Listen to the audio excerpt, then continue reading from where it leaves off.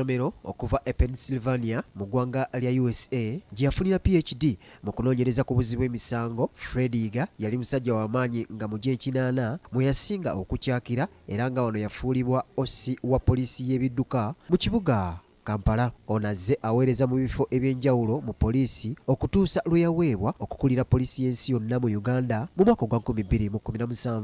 Olwaleero ono woofiisi ataagiwaddeyo eri abadde Omumyuka Benson Oyo Nyeko.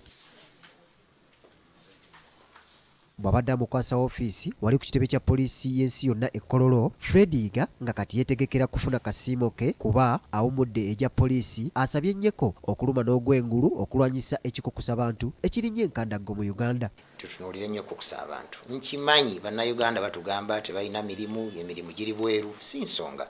Ne gavumenti etaddewo enkola nti okunoonya emirimu ebweru si mutawaana n'etteeka weeriri etukkiriza naye gendayo ng'oyise mu makubo amatuufu. So ensonga yajja kugikolako.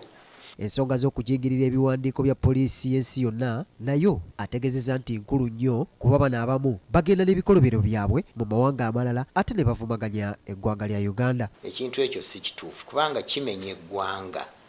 Omuntu omumenyi w'amateeka n'avaano ng'alina sitampu ya poliisi n'agenda mu ggwanga eddala ne bamulabanga atamenya amateeka naye nga ffe tumumanyi ng'omumenyi w'amateeka.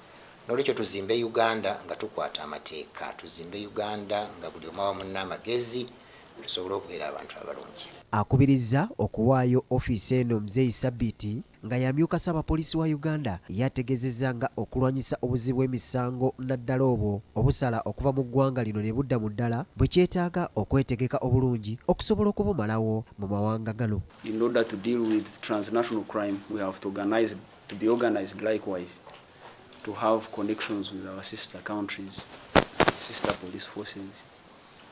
And these transnational crimes include trafficking in persons. Yeebazizza nnyo Fred Yiga olw'okuleka poliisi eno nga nteefu era nga waliwo enkolagana ennungi wakati wa Uganda n'amawanga amalala. Benson Oyo Nyeko nga yakwasiddwa woofiisi ye aweze okukola obulungi akageri kabadde omumyuka wa Yiga ng'agamba nti tewali kigenda kumulemesa. So I really want to say that I'll maintain the effort that we have been working on together with my predecessor and make sure that we put to an end, and if you cannot put it to an end, we ensure that these crimes such as vehicle thefts, which are rampant within the region,